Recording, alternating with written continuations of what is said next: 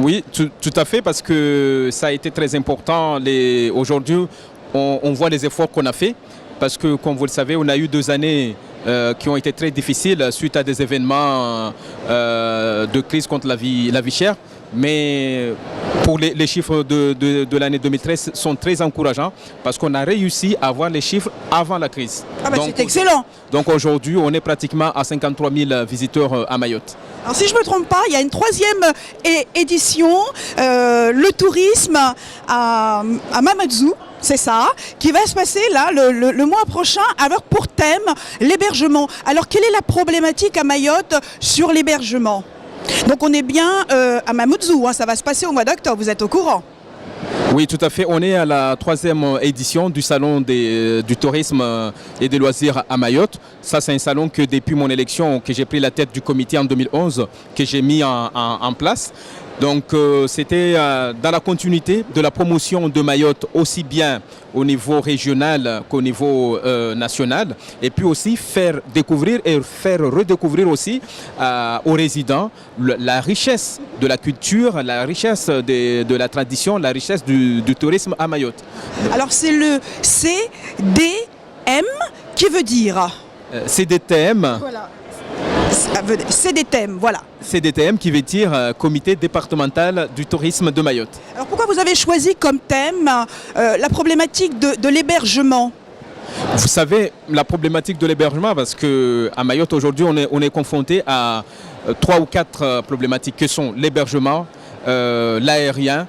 Donc cette année, on a souhaité choisir ce thème-là, surtout pour aussi organiser dans le salon un débat public dont le thème sera l'hébergement, pour essayer d'échanger, discuter et apporter des solutions sur ce problème.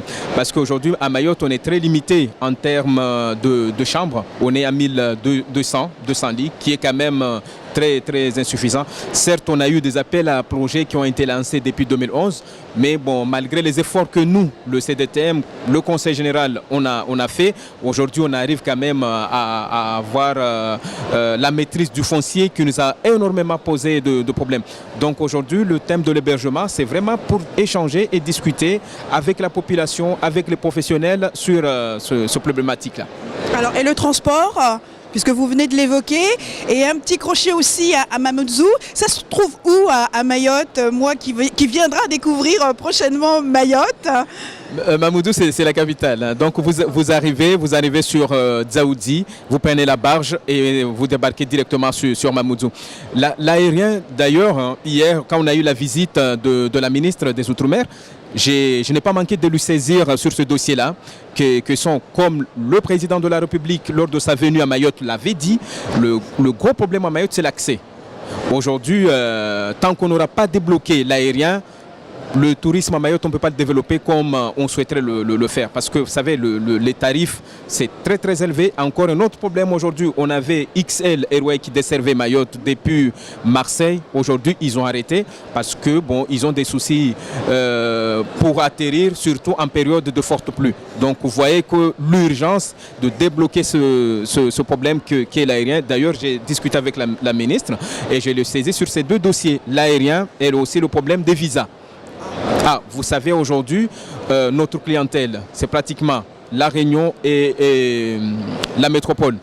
Dans le cadre des îles Vanille, on a des ouvertures sur des nouveaux marchés que sont la Chine et l'Inde. Sauf que nous, à Mayotte, on ne peut pas bénéficier de ce marché-là parce que c'est très difficile d'arriver à Mayotte quand on est des étrangers. Alors qu'aujourd'hui, La Réunion, ils ont une facilité sur le visa. J'ai discuté avec nos homologues réunionnais hier. Ils m'ont donné quand même pas mal de pistes de travail. D'ailleurs, je compterai beaucoup sur nos parlementaires, comme ça a été le cas à La Réunion. Les parlementaires, ils ont beaucoup soutenu ce dossier-là et j'espère qu'on aboutira à quelque chose parce que la cible,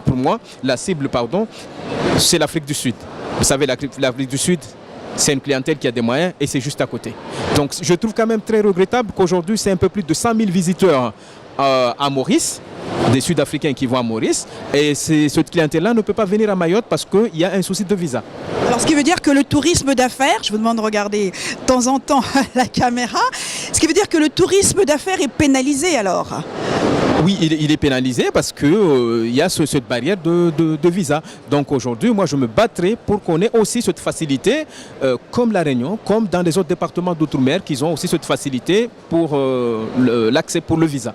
Alors, et l'écotourisme à Mayotte, vu la position que vous venez de me dire, est-ce que ça aussi, ça a une progression? Est-ce que c'est aussi dans vos objectifs de développement, l'écotourisme? Oui, tout à fait, parce que nous, aujourd'hui, comme vous le savez, Mayotte, c'est une jeune destination. On essaie quand même de préserver cette nature. On ne vise pas un tourisme de masse, hein. Non, plutôt un tourisme de qualité tout en préservant bien la nature et préserver vraiment ce qu'on a. Parce qu'aujourd'hui, on sait que la clientèle elle est très exigeante là-dessus.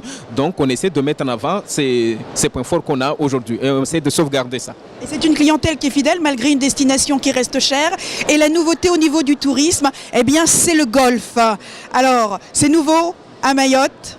Oui, c'est nouveau parce qu'on a même prévu de faire une démonstration au golf pour le salon du tourisme du 3 et au 4 octobre. D'ailleurs, là, je vous inviterai à venir à Mayotte.